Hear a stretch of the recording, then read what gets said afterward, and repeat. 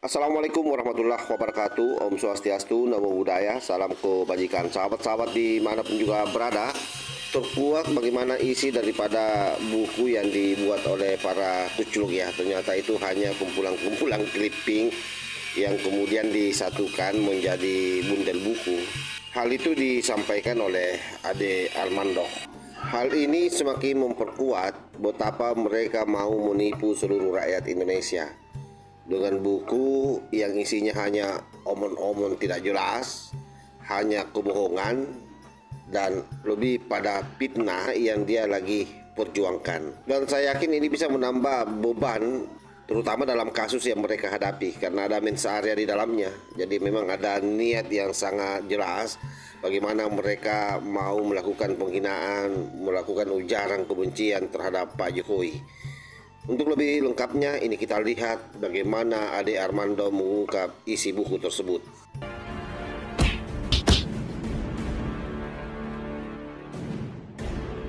Selamat sore, Abang. Sore. Luar biasa penampilan kemarin di dua arah ya? Dua Kompas arah. TV itu. Kompas TV. Saya menyaksikan ada beberapa pernyataan dari Bang Ade yang sempat dipotong oleh tim dari Rosyuro CS ini. Ketika ingin menjelaskan mengenai neuroscience, ya approaching atau pendekatan yang digunakan dalam menulis buku Jokowi's White Paper. Kira-kira dari pandangan Bang Ade, artinya dengan waktu itu penjelasannya terpotong, apa relevansinya antara neuroscience dengan penelitian mereka? Lebih lanjutnya seperti apa? Ya, pada intinya kan saya berusaha mempelajari ya, berusaha memahami. Saya sendiri belum baca bukunya sampai sekarang kan. Kita semua belum baca. Kita semua belum baca ya. Sehingga orang harus juga, saya harus adil mengatakan bahwa pendapat-pendapat saya landaskan pada penilaian saya yang berdasarkan apa yang saya dengar di media, berdasarkan apa yang dibicarakan orang di media sosial dan seterusnya. Tapi kan ada pertanyaan besar buat saya nih, ya. Ketiga orang itu, baik Roy, Rismond maupun Pak Refli, Tifa, gitu, kan semua mengklaim bahwa mereka melakukan penelitian, ya. Jadi sebetulnya pernyataan-pernyataan mereka bukanlah sesuatu yang dilandaskan hanya pada spekulasi, pada penilaian-penilaian subjektif, tapi mereka katakan itu dilandaskan pada penelitian. Kajian ilmiah. Kajian ilmiah. Saya adalah seorang dosen, sampai sekarang saya masih dosen di UPH misalnya, dan saya biasa diminta untuk menilai kerja penelitian mahasiswa saya, atau juga misalnya di berbagai diskusi orang mempresentasikan paper-paper mereka, dan ya saya diharapkan untuk memberikan penilaian terhadap paper-paper tersebut, termasuk paper yang dimuat di jurnal dan seterusnya ya.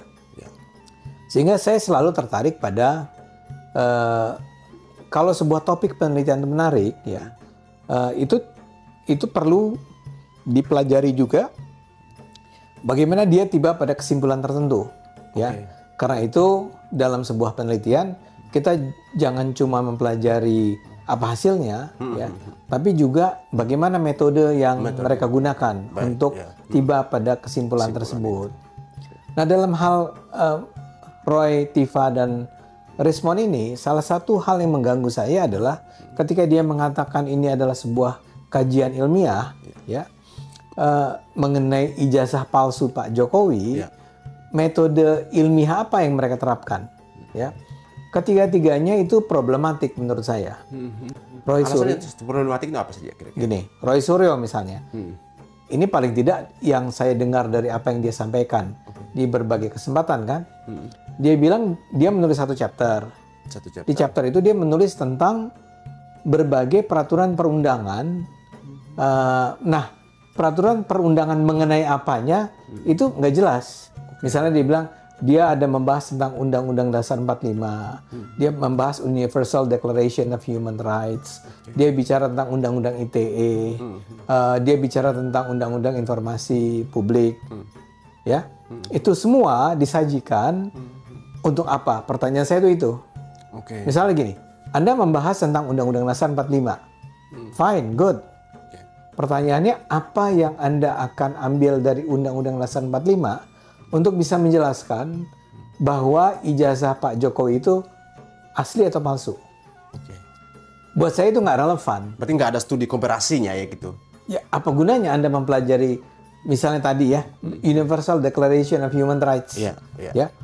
Dalam rangka menjelaskan apakah ijazah Pak Jokowi asli atau palsu. Kan nggak ada dalam pandangan saya. Mungkin dia ingin memasukkan unsur kriminalisasinya ke dalam gitu dengan Loh, soal tapi kan human yang rights. ingin katanya kan yang dia mau buktikan dari penelitian dia adalah apakah ijazah Jokowi ini palsu atau Itu asli. Oke.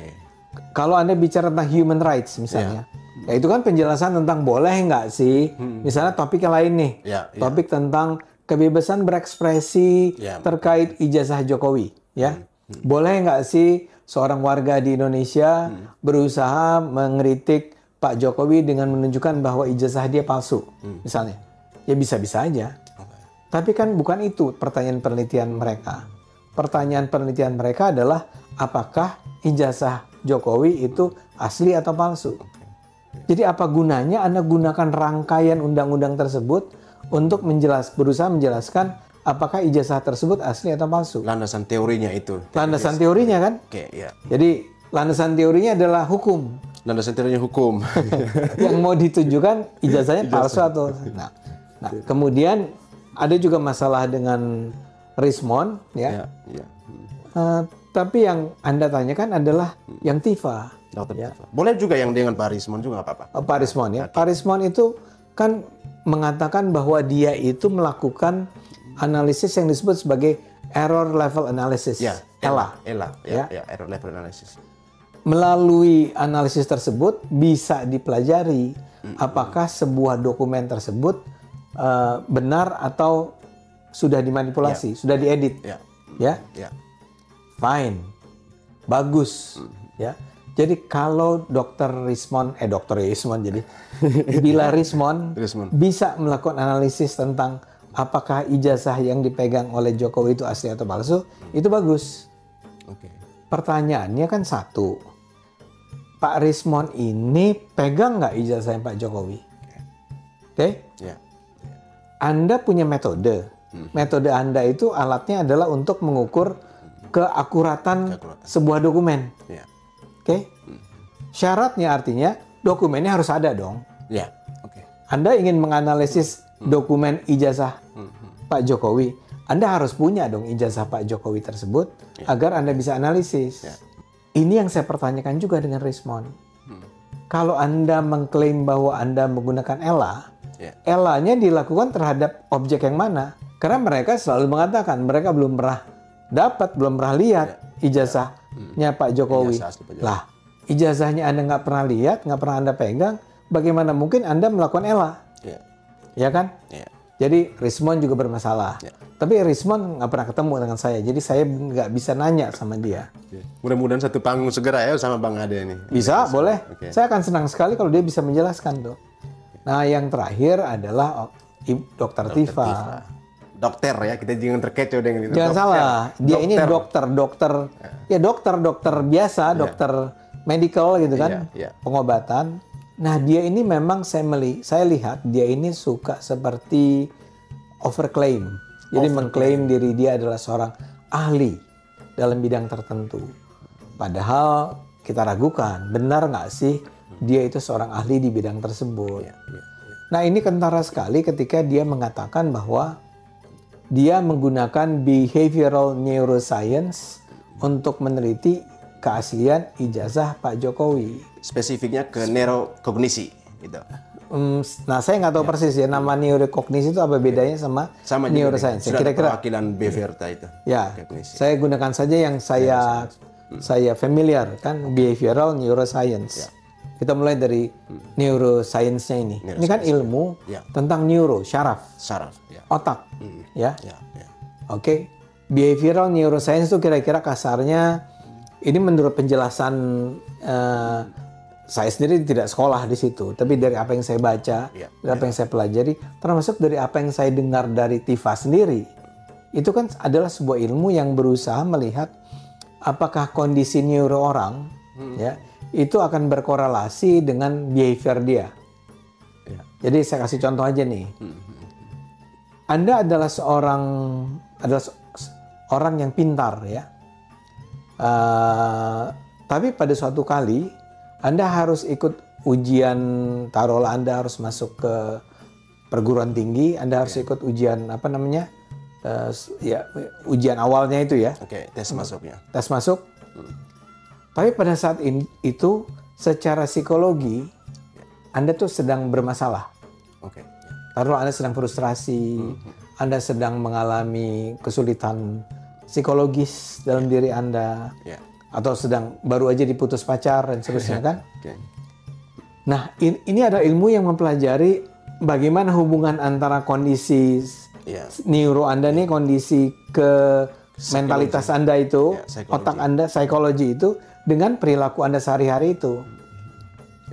Ini adalah sebuah ilmu yang menurut saya, paling tidak dari apa yang saya baca itu secara sederhana, ya bagus. Ini sebuah ilmu untuk mempelajari. Jadi dokter-dokter kalau dia belajar itu, dia bisa mengatakan tidak memperlakukan setiap pasiennya dengan cara yang sama. Karena ada orang yang lagi stres, ada orang yang lagi gembira kan. Treatment terhadap kedua orang itu akan berbeda kan. Nah, jadi ini sebuah ilmu yang bagus, dan kalau sampai Dokter Tifa menguasainya, bisa mempelajarinya secara mendalam. Ingat ya, dia belum menjadi doktor sampai sekarang. Ya, dia kalau tidak salah 2 kali dia sampai drop out dari perguruan tinggi di mana dia belajar ya. Dan sekarang dia masih belajar tentang mungkin neuroscience tadi ya. Tapi belum lulus ya. Belum lulus ya, belum. Jadi belum bisa disebut sebagai doktor neuroscience. Dengan drop out aja tidak lagi dokter kandidat gitu, harus mendaftar ulang lagi mungkin. Kayaknya ya, saya nggak tahu persis ceritanya, tapi kayaknya dia udah menjalani itu. Informasi kan di Pededikti sudah terbuka, kita ngecek. Gitu. Dan ternyata DO, tidak hanya di satu kampus, di kampus yang lain juga, ada juga salah satu kampus juga ya. Jadi ada 3 kampus ini bermasalah besar, dokter. Dia itu DO di 3 kampus. Di dua kampus negeri ini, mendeo kan dia, terus satunya mengundurkan diri. Satunya kan klaim bahwa sedang mengambil perkuliahan di salah kampus swasta yang ternama juga di sini. Tapi diklaim langsung dari pihak kampus itu bahwa tidak ada. Jadi kan benar tadi kata Bang Ade, overclaimnya itu masuk. Ya, terima kasih Anda sudah kita sudah mengecek sebelumnya dari background. Oke. Tapi taruhlah sekarang begini. Taruhlah dia bahkan tidak kuliah. Tapi dia misalnya dia belajar sendiri dan sudah punya otodidak lah ya, punya pengetahuan mengenai neuroscience. That's fine, that is good, ya. Tapi sekarang saya tanya, nah dalam diskusi itu saya tanya, gimana Anda menggunakan neuroscience itu, ilmu tentang neuro itu, untuk menentukan apakah ijazah Pak Jokowi itu palsu atau asli? Kan objek itu adalah ijazah. Anda ilmunya ilmu tentang syaraf, tentang otak. Gimana Anda tahu bahwa ini asli atau palsu? Anda bisa aja mengatakan bahwa berdasarkan ilmu saya, orang seperti Pak Jokowi itu pada dasarnya adalah pembohong. Misalnya dia bilang begitu. Karena saya melihat gejala-gejala itu. Saya bisa setuju, bisa tidak. Tapi saya ngerti bahwa dia berusaha menjelaskan itu berdasarkan ilmu dia. Tapi kalau sekarang dia mengatakan dengan ilmu dia tentang neuro itu, dia bisa menjelaskan ijazah itu asli atau palsu, itu nggak mungkin. Tidak relevan sama sekali. Tidak relevan. Nah masalahnya dia terus-menerus mengatakan pada saya, Anda bukan ahlinya, Anda nggak menguasai ilmunya. Saya minta dia menjelaskan kalau begitu ya. Termasuk Roy kan, Roy terus-menerus. Itu bukan ilmu Anda, itu bukan ilmu Anda. Memang bukan ilmu saya, tapi kan saya bisa pakai logika ilmu pengetahuan saya untuk mempelajari logika seorang ahli hukum. Logika seorang ahli ekonomi, seorang ahli politik. Sebagaimana juga Roy Suryo kan sering bicara tentang politik misalnya. Boleh nggak dia bicara politik? Boleh. Dia ilmuwan politik bukan? Bukan. Tapi boleh nggak? Boleh. Pakai common sense saja, pakai logika aja. Nah kalau kita lihat memang deh, ketika mereka menjustifikasi ketidakrelevansiannya antara neuroscience dengan ijazah Pak Jokowi, mereka menjustifikasi melalui jembatan ilmu itu. Kira-kira menurut Bang Ade ini melihat bahwa dengan sistem justifikasi itu, ketika kita kaitkan dengan menulis bukunya mereka, aktivitas mereka menulis buku, narasi yang mereka sampaikan, menurut Bang Ade ini, apakah ada kebencian personal yang dibarengi dalam psikologi mereka untuk menjustifikasi, mendiskreditkan Pak Jokowi secara garis besar gitu? Ini menarik karena tentu saja sulit bagi kita untuk menjelaskan mengapa mereka sedemikian membenci. Saya rasa tidak ada kata lain yang lebih tepat daripada membenci. Karena orang-orang ini bukan lagi sekedar mencari kebenaran, ya. Tapi mereka sudah percaya kebenarannya adalah Pak Jokowi itu pembohong. Pak Jokowi itu menipu dengan ijazah palsu. Mereka sangat percaya itu. Entah kenapa, ya, apakah mereka dirugikan, apakah sebagian orang mengatakan bahwa orang-orang ini dibayar untuk menjatuhkan Pak Jokowi. Mungkin saja, kita nggak tahu, ya. Tapi yang jelas mereka tidak objektif. Maksud saya begini, sudah jelas UGM mengatakan bahwa ijazah Pak Jokowi asli. Itu disampaikan berulang-ulang. Sampai saat terakhir, sampai kali terakhir mereka muncul di UGM tuh muncul bikin siniar resminya itu. Iya, siaran YouTube juga kan? Iya. Kan jelas itu. Otentik. Kemudian Pusat Laboratorium Forensik Polisi sudah mengatakan ini otentik. Harusnya kalau Anda sekedar sedang mencari kebenaran, Anda terima dong bilang dengan pernyataan itu. Apalagi mereka juga bagian dari UGM. Iya. Harusnya kan mereka harus mendukung ya sejatinya. Ya, kalau itu. Ya kalau mereka punya alasan untuk tidak percaya bahwa Pak Jokowi itu ijazahnya asli, boleh. Buat saya nggak ada masalah. Mungkin nggak sih ada seorang mahasiswa di UGM merasa bahwa perguruan tingginya ini bohong misalnya. Boleh. Tapi kan sekarang kan yang bilang itu asli bukan cuma UGM. UGM berulang kali bilang bahwa itu asli. Tapi kemudian KPUD Solo, KPUD Jakarta, KPU Pusat, semua sudah pernah memperoleh ijazahnya Pak Jokowi. Dan buat mereka ini nggak problem. Pusat Laboratorium Forensik Polri juga sudah menyatakan ini identik. Ya, jadi apalagi yang Anda ingin kejar? Mereka bilang tunjukkan dong Jokowi ijazahnya. Hak dia dong untuk tidak menunjukkannya. Yang terpenting adalah dia sudah pernah menunjukkannya kepada polisi, dia sudah pernah menunjukkannya kepada KPU, dia bahkan pernah menunjukkannya kepada para wartawan. Tapi dia minta jangan difoto. Tapi itu adalah hak dia kan? Data pribadi kan? Itu data pribadi. Nah sekarang pertanyaannya kenapa yang namanya Roy Suryo dan kenapa orang yang namanya Tifa dan orang namanya Rismon itu kekeh menganggap ini adalah palsu. Pertanyaan besar adalah kenapa? Nah kalau Anda tanya tentang kebencian personal, ya gak ada kata lain yang lebih tepat daripada kebencian kali ya. Kecurigaan itu kalau kecurigaan kan ya bisa menjadi konsumsi umum ya, tapi soal kebencian ini kan terlihat juga dari narasi mereka. Bahkan Rismon sendiri mengatakan di Rakyat Bersuara waktu itu, dia mengatakan saya benci Jokowi. Kenapa? Jokowi itu pembohong. Bahkan di timnya mereka juga itu terang-terangan. Terus dengan lihat kemarin saat di Polda Metro Jaya setelah Rismon selesai diperiksa, dia malah menyatakan pernyataan yang negasi lagi dengan pernyataan dia di Rakyat Bersuara. Dia mengatakan bahwa dalam buku Jokowi's White Paper, dia malah salah menyebut juga Jokowi's White Cover. Buku sendiri nggak tahu judulnya. Itu siapa yang ngomong? Rismon. Ada cuplikannya itu. Kita memperhatikan, mendengarkan detail itu. Dan dia mengatakan tidak ada kebencian personal di dalam buku itu. Berarti kan negasi lagi apa yang dia katakan di Rakyat Bersuara. Judul buku yang dia tulis juga dia lupa. Nah ini kan menjadi sesuatu yang tidak sinkron. Nah kalau kita melihat lagi ini satu komparasi bagaimana mereka menginginkan bahwa kajian ilmiah harus dibalas dengan kajian ilmiah. Mereka merasa seperti dikriminalisasi. Kajian ilmiah harus berhadapan dengan hukum dari pihak Pak Jokowi. Menurut Abang gimana? Lah kajian ilmiahnya kan baru keluar sekarang. Ini pun kita ragukan keilmiahannya. Tapi taruhlah ini sebuah kajian ilmiah. Ini baru keluar sekarang. Ada memaksa seperti kita harus menulis buku juga untuk bantah-bantahan begitu mereka bilang. Ya urusan kami mau bikin buku atau enggak. Tapi maksud saya adalah ketika dikatakan jangan kajian ilmiah dijawab dengan hukum ke pengadilan. Lah yang dibawa ke pengadilan kan bukan kajian ilmiah kalian.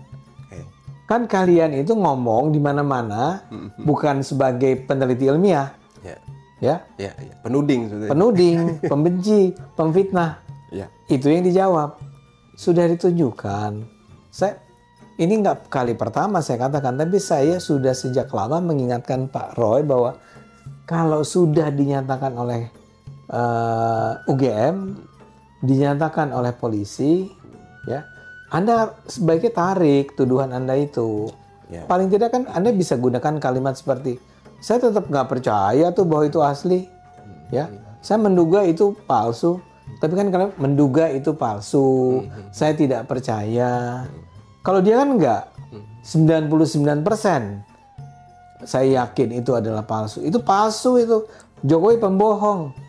Nah, itu yang diperkarakan secara hukum, bukan kajian ilmiahnya. Nah, kalau Anda tanya, kami para pendukung Jokowi merasa perlu nggak untuk menulis kajian ilmiah? Ya buat apa ditulis kajian ilmiah kalau udah jelas-jelas terbukti bahwa ijazah Pak Jokowi itu asli. Kajian ilmiahnya buat apa? Kalau mungkin juga ada seorang mahasiswa saya misalnya menulis tentang analisis mengenai problem psikologis Jokowi, Roy Suryo, NRT ya. Dalam studi kasus ijazah palsu misalnya, boleh, ya. Problem psikologinya ini. Problem psikologi dia, problem komunikasi dia, hukum misalnya kebebasan berbicara, bla bla bla. Tapi kalau Anda mengatakan kami menerbitkan buku, maka Anda harus menjawab dengan buku. Ya terserah kami punya waktu atau enggak. Berarti buku ini kan tidak ada nilai hukum juga, atau malah menjadi salah satu alat bukti tambahan untuk membuktikan bahwa mereka mencemarkan nama baik Pak Jokowi kan? Mungkin. Nilai hukumnya sama sekali nggak ada ya. Iya. Dibuatkan dadakan ya. Iya. Ini kan apalagi dengan bagaimana abang melihat durasi waktu mereka menulis buku ini, kita tidak tahu buku ini eksakta atau non eksakta itu. Ya. Dengan abang juga kan seorang penulis. Dibanding kalau kita mereferensikan perkataan Bang Refli kemarin kan mengkonversikan aktivitas menulis dia ke audiovisual. Nah, artinya kalau kita bandingkan betapa hektiknya RRT ini di lapangan, ya hampir setiap hari melakukan konferensi pers kapan tulis bukunya. Nah, menurut abang juga seorang penulis, durasi waktu yang paling lama dengan menulis buku katakan 100 sampai 200 halaman gitu. Kan 500-700 halaman kan bagi 3 kompilasi mereka bertiga kompilasi independen. Bagaimana menurut abang? Saya duga isinya itu bukan tulisan mereka, tapi barangkali kompilasi dari berbagai dokumen, berbagai tulisan, berbagai berita yang selama ini ada. Ya, tulisan dia cuma ya sebagian-sebagian saja. Mungkin menjembatani antara satu cuplikan ke cuplikan yang lainnya ada tulisan dia. Buat saya mungkin aja ada orang sedahsyat itu bisa menulis 200 halaman hanya dalam waktu minggu atau bulan tadi. Ya, 200 halaman itu rata-rata 6 sampai 7 bulan dari. Bukan sih. Mereka ini berapa lama mereka bikin? Katakan dari April. Dari April. Semenjak Dian Sandi mengupload itu. Dia sudah bikin itu. Belum ada rilisnya ancang-ancang. Bahkan waktu itu lebih padat aktivitas mereka. Ya makanya saya nggak tahu. Saya tidak berani menilai. Mungkin nggak ada orang sesuper itu. Ya mungkin aja. Tapi yang ingin saya katakan, saya duga isinya itu yang bukan tulisan mereka. Isinya lebih banyak ada cuplikan kumpulan. Misalnya ketika dia bicara tentang undang-undang, ya isinya barangkali adalah pasal berhalaman-halaman kan? Jangan-jangan itu clipping. Ya, misalnya. Bisa aja clipping kan, clipping berita. Sebagian adalah clipping berita. Iya. Tapi saya nggak berani berkomentar lebih jauh karena saya sendiri kan belum baca. Iya. Kita menduga ya, karena dari durasi waktu yang sangat singkat ini ya. Terus sisi lain juga, apakah mungkin mereka mereferensikan buku itu juga salah satu referensi mereka di Jokowi Undercover? Ya. Apakah mungkin? Ya mungkin sekali kan. Mungkin sekali ya. Iya. Walaupun saya juga jujur, saya nggak baca juga Jokowi Undercover. Jokowi Undercover ini kan ya nggak jauh-jauh juga, hampir sama. Saya juga pernah membaca yang ditulis itu. setelah dibandingkan ini ya dari judulnya sama nih. Sebelumnya kan Jokowi Undercover. Sekarang kelanjutannya adalah Jokowi White Paper. ya. Masih dengan orang yang sama. Ini pasti nggak mungkin, harus mengambil referensi dari buku-buku yang bertautan satu sama lain. Mutualnya ke situ. Jadi nah sekarang lagi ada juga yang mereka menulis dari Bang Rizal Fadila. Dia mengatakan publik percaya ijazah Jokowi palsu. Ini kan menghambing hitamkan publik. Dia menulis buku. Ini tangkap Bang Ade gimana nih? Dengan mengata-kata publik. Ginilah, hasil penelitian Denny JA saja sudah menunjukkan 70 sekian persen rakyat percaya itu asli. Yang nggak percaya indikator itu. Nggak, yang Denny JA juga, indikator juga. Tapi yang saya yakin Denny JA terakhir itu mengatakan bahwa itu asli. Atau saya mungkin confused, mungkin saya salah, tapi ada sebuah survei dari lembaga penelitian terkemuka, dalam hal ini misalnya Anda menyebut indikator, sudah mengatakan bahwa 70 sekian persen mengatakan bahwa asli. Jadi kalau Anda bilang publik percaya, itu berdasarkan apa Anda ngomong publik percaya bahwa itu palsu? Itu kan adanya di imajinasi Rismond, imajinasinya Tifa, imajinasinya Roy Suryo. Dia menyangka mayoritas masyarakat itu percaya ini palsu. Tapi saya duga bahkan semakin sekarang tuh semakin kuat orang percaya bahwa itu asli. Ya bayangin UGM merasa harus bikin sebuah video khusus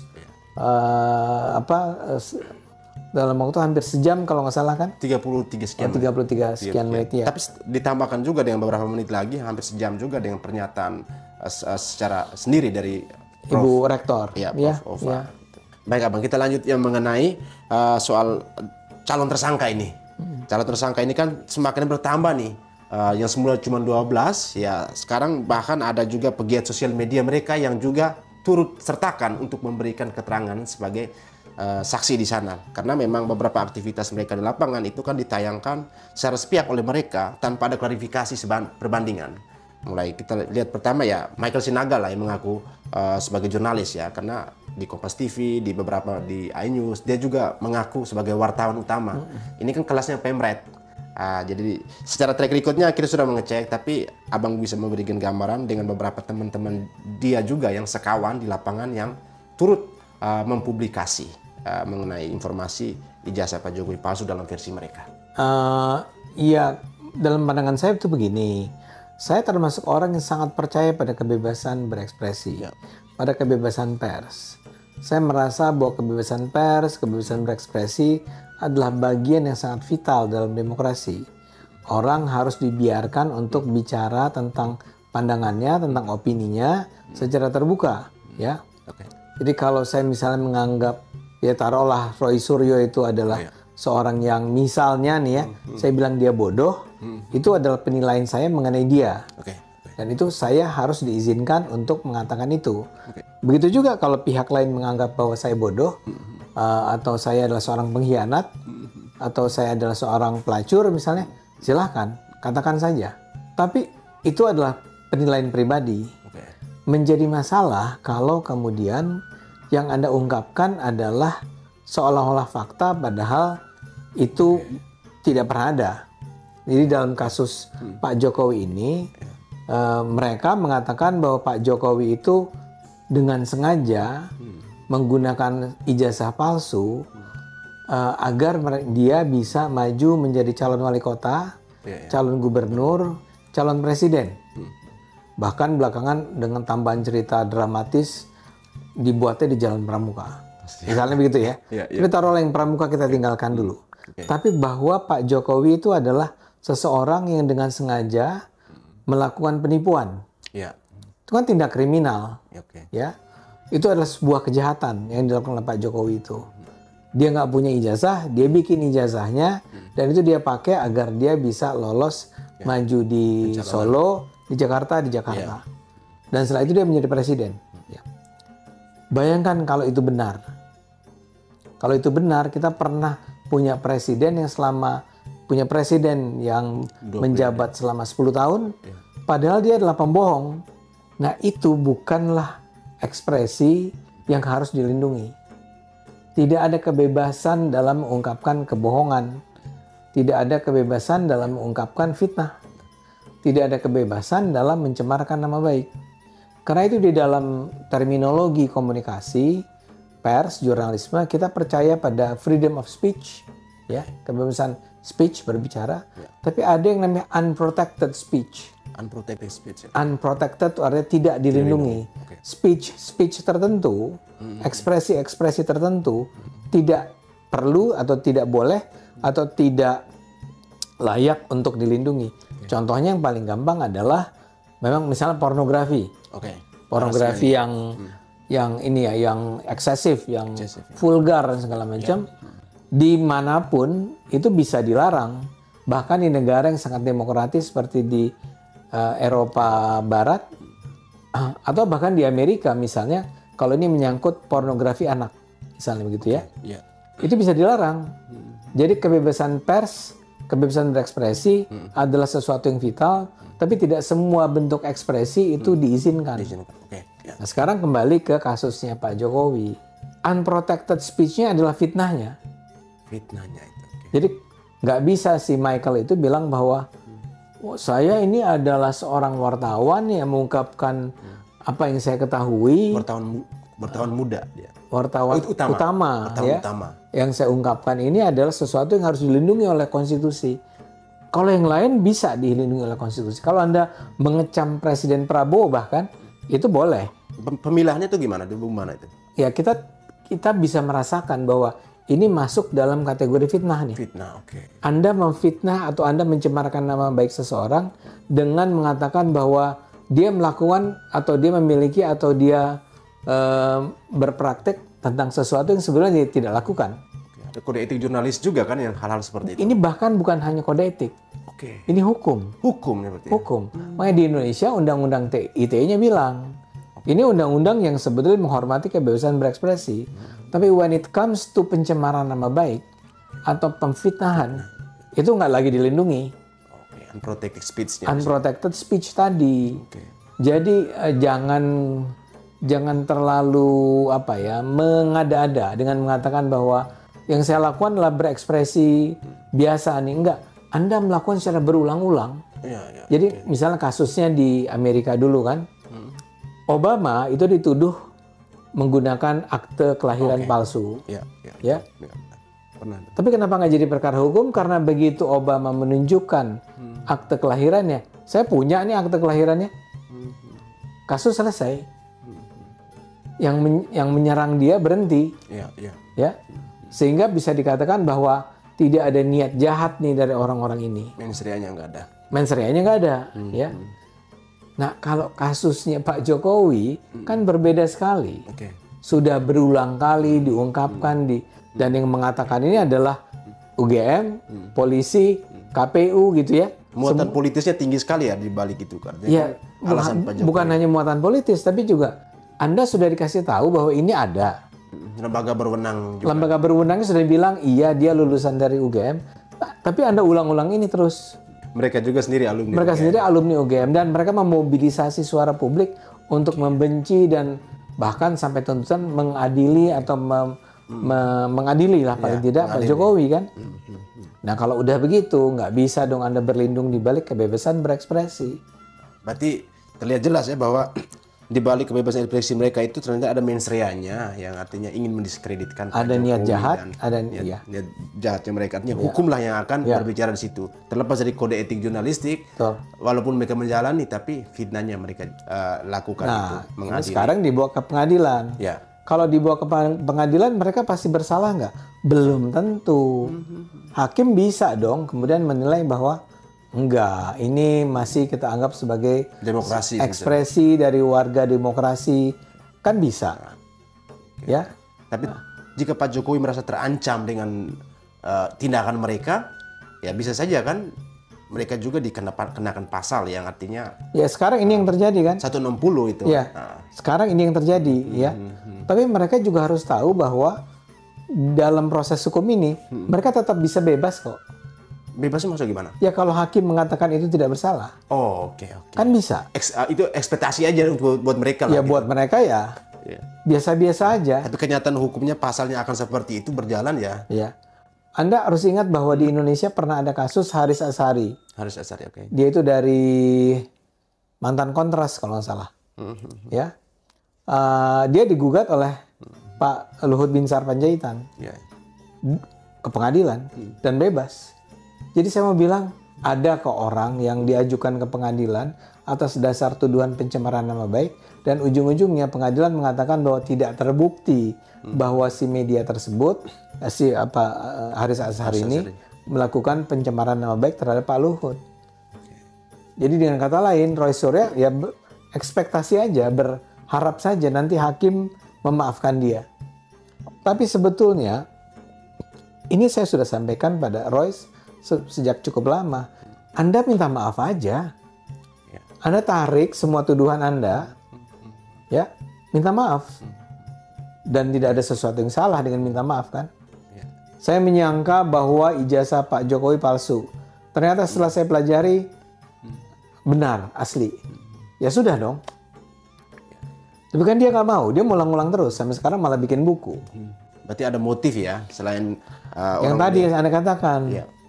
Ada kebencian tertentu dalam diri mereka. Sehingga mereka ingin sekali menghancurkan Pak Jokowi. Ya wajar dong kalau sekarang harus ke pengadilan. Ya mungkin kan dilihat lagi dengan beberapa aktivitas sekilas di masanya pemerintahan Pak Jokowi, kan ada keterkaitan ya mungkin dengan ormas yang sudah dibubarkan ataupun saya nggak tahu banyak situasi yang terakumulasi di mereka gitu kan. Ya mau tidak bisa menyangkal kan mereka dan situasi seperti ini kalau dilihat dari faktor dominasi aktivis yang keterlibatan mereka lebih banyak dari pihak-pihak mereka. Satu lagi terakhir nih Bang Ade, melihat noising yang mereka ciptakan saat berdiskusi ini, apa yang mau Bang Ade katakan buat mereka? Saya selalu menganggap bahwa dalam demokrasi kita memerlukan warga negara yang jujur, yang lurus, yang fair, yang adil, yang objektif. Kita semua mungkin salah kok, ya. Tapi kan kita perlu menjadi orang-orang yang ketika kita menyadari bahwa kita salah, kita memperbaikinya. Bukan justru terus, Anda udah tahu Anda salah, tapi Anda berusaha mencari jalan agar orang tidak melihat Anda salah. Dengan cara menyebarkan kebohongan, intimidasi, fitnah, dan seterusnya. Dalam demokrasi kita memerlukan, tadi saya katakan, kejujuran, kebersihan, integritas. Berarti dalam faktor diskusi ini ya, spesifiknya, bagaimana mereka counter satu yang lain, kerjasama mereka untuk membangun narasi yang kalau mau dibilang ya atraksi dengan narasi. Ini dilihat antara dari kekuatan narasi melawan kekuatan atraksi. Akhirnya terakhir terjadi agitasi dan provokasi. Oke. Baik. Terima kasih banyak waktunya Bang Ade. Pemirsa, saya sama terima kasih buat Bang Ade yang ini sesi keduanya saya bertemu Bang Ade untuk diskusi. Siap. Dan ini tidak hanya sekedar diskusi, tapi ini kuliah gratis juga. Ya.